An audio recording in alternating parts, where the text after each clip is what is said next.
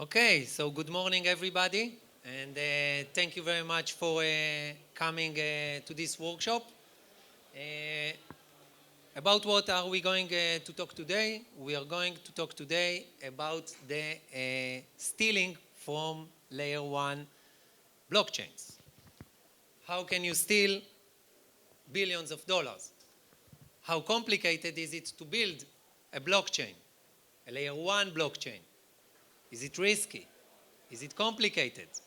Yes, to all of these questions. How risky? We will see today. So as you all may have known, many crypto coins are being stolen every year. Huge amounts.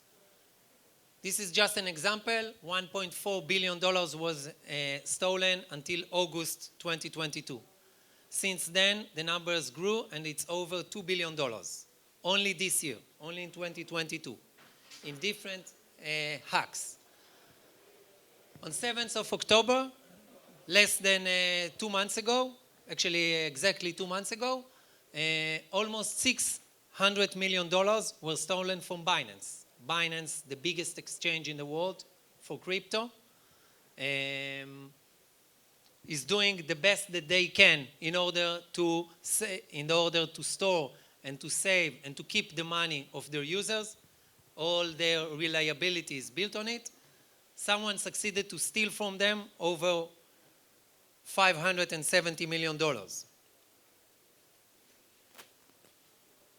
Stealing on the blockchain is not something very, very easy, but it's being done.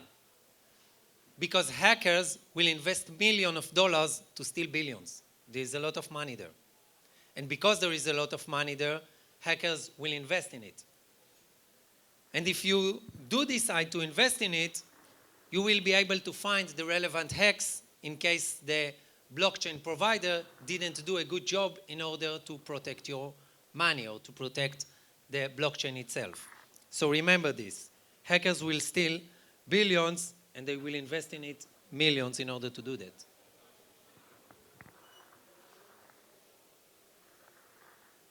So today I'm going to talk to you specifically about the Binance Hack, what exactly happened there.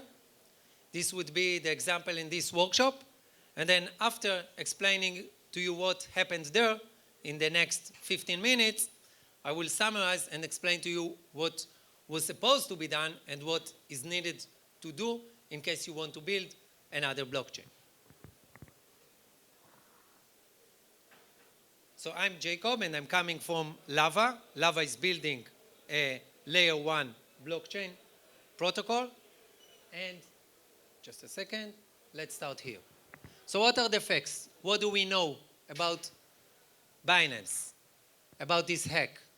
First of all, we know for sure the 2 million BNB tokens were stolen. Each token was worth back then $285. So in total, it was almost $600 million that were stolen. Actually, Binance has 2 chains. One of them is the Beacon, and the other one is the Smart Chain. Another layer 1 in order to do a bridge, in order to allow to move coins from Binance into other networks like Ethereum. Okay? So the hack was done on the BSC, on the Binance Smart Chain. It was actually used by the hacker twice. He did 2 different transactions. In each transaction, he was able to transfer 1 million BNB to his wallet. He saw that he succeeded in the first one, so he did it again. So within a few minutes, he had 2 million BNB. Luckily, he didn't do it more times because he could have done it more. So it took some time for Binance to find it out, and all he was doing, just using an exploit in the software. That's it. An exploit that was there. So here I'm going to thank Sam CZ-san, which explained very, very clearly, you can find it in Twitter, what was done during this hack. He tried to reproduce the exact hack, and he showed exactly how to do it, and here I'm going to explain, follow his explanations in order to present to all of you what was done there. So first of all, not sure if you can read from here, this is the original transaction that you can see it on the network. As you know, the blockchain is open to the public. Anyone can read the information there. So you can see this transfer. And you can see the transfer here, 1 million BNB, that he was able to send from the bridge, from Binance Bridge to his wallet. Okay? So this was the transfer. And then how he was doing it, just for you to know as a generalization, that the BSC, the Binance Smart Chain, was built on top of Cosmos SDK. Cosmos SDK, they built something customized. Cosmos SDK is one of the largest, or the most common SDK being used today for any company that wants to build a blockchain, a layer 1 blockchain. This is the SDK that most of the companies are using. We will see a few examples during this lecture. Okay, what else do we have here? So Cosmos SDK and Tendermint are the common ones, and they allow also IBC in order to move to other crypto networks. So first of all, the attacker succeeded to find a way in order to forge a proof for a specific block. In any transfer or in any transaction that you do, you need to sign it. There is a cryptographic signature on it. And you need to be able to provide a proof, okay, it's part of the protocol, that this is the relevant parameters or the relevant information. So for each transaction, who transferred it to who, what is the amount, what was done, yada, yada, yada, all the relevant parameters. And then there is a signature, a proof which is signing these exact parameters that you can validate and verify that this is a correct transaction and not something fake. No one can fake it, right? Wrong. He succeeded to do it. He succeeded to find a specific block. This is the number 110217441 that he succeeded to forge it, to fake the proof. So he was able to change parameters and still use the same proof, although it's with different parameters. By that, he was able to trick the Binance Bridge, to tell him, here I have the original proof that this is a verified transfer, although it wasn't. And the bridge said, okay, I'm checking the proof, makes sense. I'm allowing this to move on. I'm allowing this transfer. How he did it?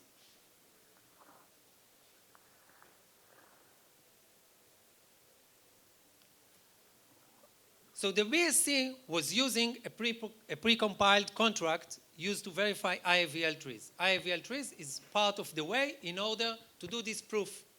There's few ways how to do it's called Merkle proof. So for the Merkle proof, there are a few different ways to do it. He was using IAVL tree.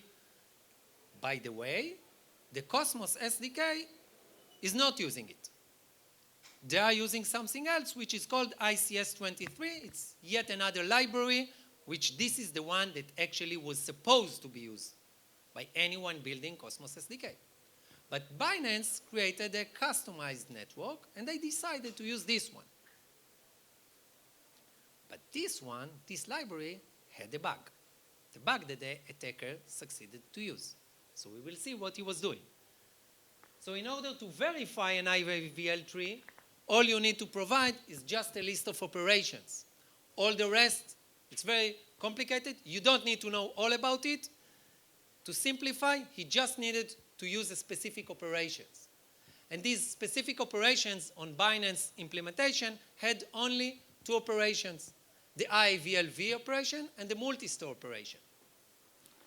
So once he was moving to the next one, he was able, as I said, to use the specific block and to change only these two operations in order to trick the Binance Bridge.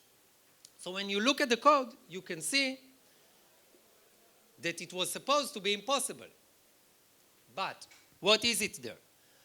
Why is it supposed to be impossible because in order to do it, you need to change the root of all the transactions of the hash in this tree. You need to change it to control the root. Controlling the root is impossible. Seriously, trust me about it. But what else you can do in this same code, as you can see, you can provide a value. And if you provide a value and you succeed just to find a value which will be able to one of the commit IDs, then you can trick it. You can go out and have an exit from this calculation in order to get a correct or the forged proof, actually. Continuing with that, the input value that you used for the multistore is actually the output of the IVLV. If you remember, we had two operations. So one of them is the output of the first one. So he said, okay, I don't need to touch the first one. I just need to control the output of the second one. That's it. And this is what he was doing. So he just need to pass the verification which is being done, and that's it. So with all the complicated calculation which are being there, he could skip everything. He could skip just to the last line of the verification in order to trick the whole bridge. During this, there is a lot of computations. Compute hash. This is a very complicated function. You don't need to know about the details of it because it's irrelevant for the hack. All you need to do is that there is a path within the tree, okay, which is being calculated, and the hash is just doing recursively, going over all the nodes, trying to calculate what needs to be the total hash. But if you would look at any legitimate transaction that is being done on the Binance network, you would see that this tree is always almost empty. There is nothing in this tree, okay? Very, very, very long path, but at the end there is only one leaf. You can see. In all the legitimate transactions, there is always only one leaf, okay? No inner nodes, one leaf, and the calculation of this specific leaf. So if there is only one leaf, and there is already the calculation of the hashing of the whole tree for this specific leaf, so you can either modify it, which is difficult, but what you can also do is add another leaf. So if you will be able to add another leaf to the path and the matching inner node for that, you will be able to manipulate the Binance Bridge. And this is what he was probably doing. Because what is left to do is just add this leaf and the forge payload for this, add a blank inner node, because if the inner node is blank, the calculation, this is where the bug is skipping it. It's providing like a nil. And instead of providing an invalid proof, this is where the bug was, it says, okay, instead of providing invalid proof, it said, no error, nil, move forward. And this is what the hacker probably did. And the example of the code can be found here by Sam Cizisan. The guy tried it himself. So after the hack, like few hours later, he was trying to do the same and he succeeded. He provided a code that is doing exactly what I just explained here. This is what he was doing. He was adding a new leaf, added an empty inner node with the relevant calculation of the hash, and still providing the same block, the same height, the same proof. And here you can see there is the legitimate op and the forged op. The legit verify and the forged verify, and that's it. What do we learn from it? Did the attacker did exactly what I showed? Did he do exactly that? Not necessarily. This was just an example, but for sure he was doing something similar. Not the exact same code, but he was doing exactly this in order to manipulate the Binance Bridge. Why was it possible? Why is it possible to steal billions of dollars or in this case, more than $500 million in one hack, just in few seconds. Because there was a bug in the AVL, in the IAVL, sorry, and the IAVL is actually a library which is not used by Cosmos SDK. They decided in Binance to use it because it's possible, because it's a legitimate library. There are many libraries that can connect to the Cosmos, and they decided to use this one. But they did a customized network. They were not following the best practices of Cosmos SDK. They didn't contribute anything back to the community. They decided to do it by themselves, for themselves, to write their own code, to develop on top of it, which usually brings to them some value, some business value, but this is the risk.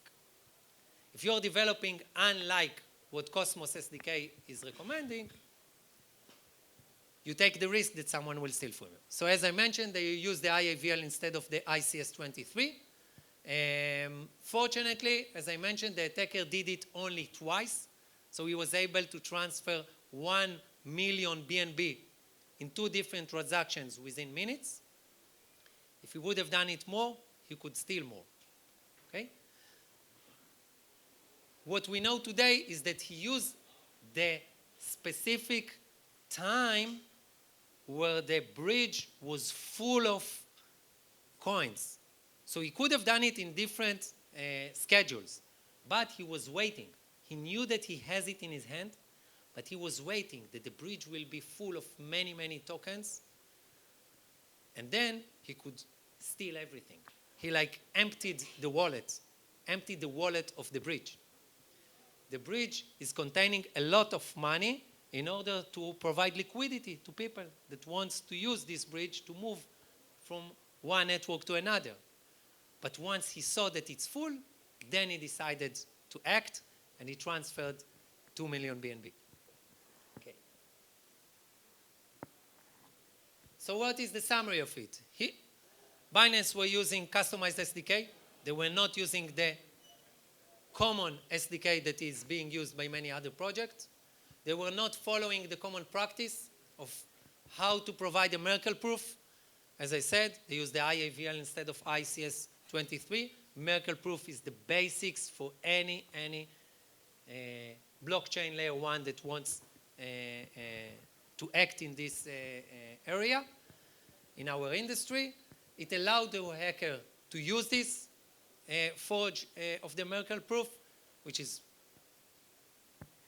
impossible in any other network. And he succeeded to trick the bridge, and any alerts and any monitoring that Binance had didn't work because they approved it. And once they saw it, immediately, because it's a huge transaction, so you can try to stop it, they didn't do it in time. Okay? And here what you can see is CZ. You know CZ? CZ is the CEO of Binance, trying to stop the train, but it was too late. Okay? He's not succeeding here. I found this funny picture. So how to avoid it? How to avoid it? It's difficult. It's difficult to develop layer 1. Develop layer 1 blockchain is a heavy issue. It's a heavy subject. We are doing it in Lava, by the way. So if you use any open source, it's true for all projects, not just for Cosmos SDK, not just for crypto. If you use open source, verify that you are up to date. Don't be like the 3 monkeys. All the time have updates. Otherwise, the open source may contain a bug that you will suffer from it. I think all projects today contain some kind of open source. Any projects in any software company, not only in crypto, I think more than 35% of their code is based on open source, this way or another.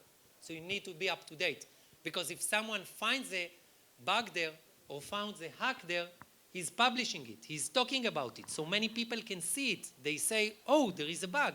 So they can immediately start to search who is using this open source. They will hack to your network.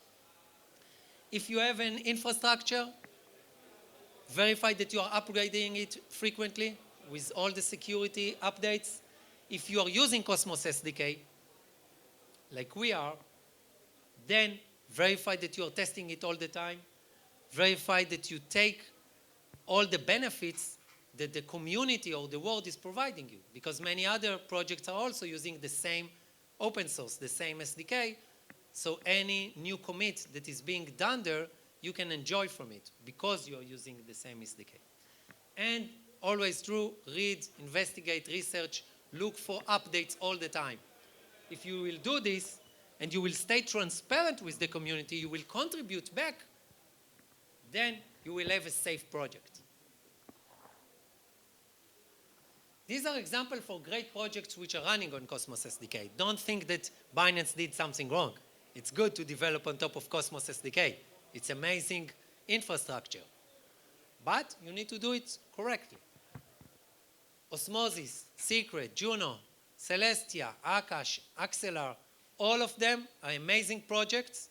If you have already heard about part of it, great.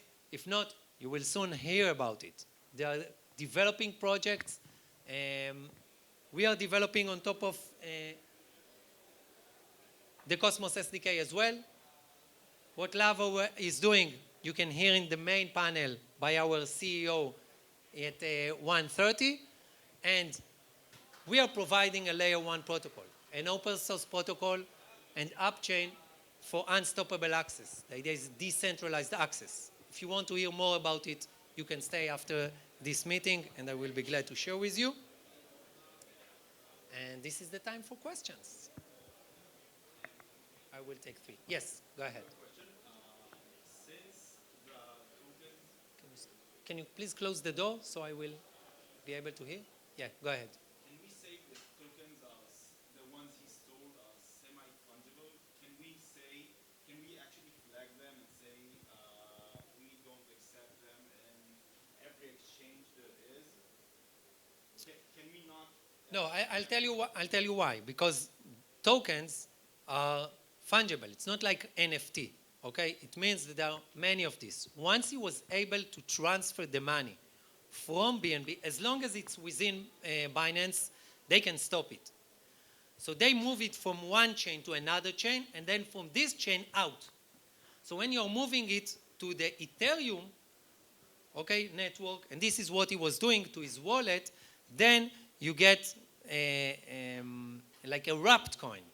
And then once you have the wrapped coin, you don't care anymore about the wrapped coin. This is what the bridge was getting. They passed $600 million to the Ethereum. They got a staked, this is what it's called, staked token for what they moved, but the real Ethereum is already in his wallet. And then he can move it anywhere else. And the other bridges do not need to comply. Maybe they will comply, maybe they will agree to talk with Binance and say, okay, we will try to stop it, we will continue to follow this guy, to continue to follow this specific wallet. As you know, everything is in public in the blockchain, so you can see what is happening with this wallet in this specific address, but you can move it to anywhere else, and no one can actually stop it unless they will all do like a consortium and will decide about it. But the whole idea of DeFi is decentralized and you cannot really control it. Yes? Is there a problem to move like $600 million from one network to another? Like there is Yeah, the way to do it, or something that can... definitely. All these ways to move coins between one network to another network is being done through bridges. Because if you have a Bitcoin, you cannot put it on Ethereum, and vice versa. It's two different networks. So you need a bridge. The bridge is yet another layer 1 blockchain. And this bridge is doing exactly that. It is moving, let's say, 1,000 coins from one network to another network, and it is getting staked coins for you to move to the original network. This is what it is doing between them. But once someone found a way to hack it, it's like a car which is going over the bridge and then it falls to the water. That's it. Once you are in the water, it's problematic to go all the way up back to the bridge. Okay, and this is what was happening here. So is it possible? It's possible if you do not have bugs. But once you do, once the bridge is working and it is passing the coins, you cannot stop it anymore. Make sense? More questions? What? He succeeded, we know for sure that he succeeded to take out $100 million out of it already. They are trying still to track, like you asked here, they're trying to track this specific wallet and to see what they can do with the other, but for sure, he was already taking out $100 million out of it. And there's no way to track this one anymore. To his wallet and to use it and to exchange it into USDC and from this to real money, and that's it. He has the money of 100 million. He still have more money. They're trying to narrow it, trying to talk with many other bridges, many other exchanges to see, but it's based on goodwill, nothing else. Yeah. Why can close the bridge for block offer, the EVM for block offering from the publicly, not closing only to my network? Because bridge needs on my organization. Why are you open? Very good question. The question was it possible to close? Actually, they closed it too late after it, but even more, in order to be able to do these transfers from inside the bridge, you need to have at least 100 BNB. It means that it needs to be someone that is part of this exchange, he has a user there, and he has at least $25,000. So he needed to have at least $25,000 for himself as a user in order to be able to do this transfer in the name of the whole bridge. So he was doing it in the name of the whole bridge, but they required that he will have at least $25,000. And still, you cannot close it. The whole idea of a bridge is to be able to transfer all the time fast. There are so many transactions that are being done. In this attack, you not offer a transaction, you offer a whole block to all the validator. Yes.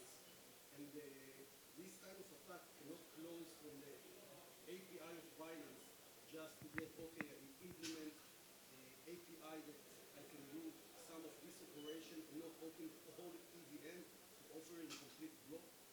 Good question. So once you know about it, you can do a lot of stuff to close it. Okay, for example, the block that he was using was way from the past. Like it was starting with 110, and the new blocks were 272. So it was way from the past.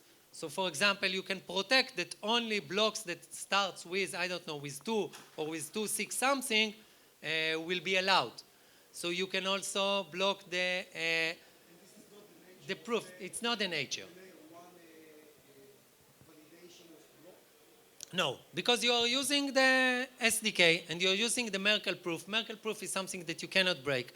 Now, once it's happened, maybe we'll add more monitors and more tests, but it may slow you down. It may have any transaction being done, the performance will be decreased.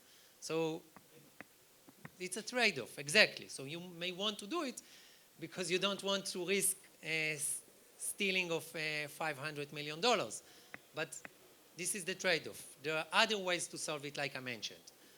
Use the Cosmos SDK, use the open source update, verify that you are working according to the best practices, etc., etc. You're welcome. More questions, if you have. If not, thank you very much. I am Jacob from Lava, and I was glad to see you. Thank you.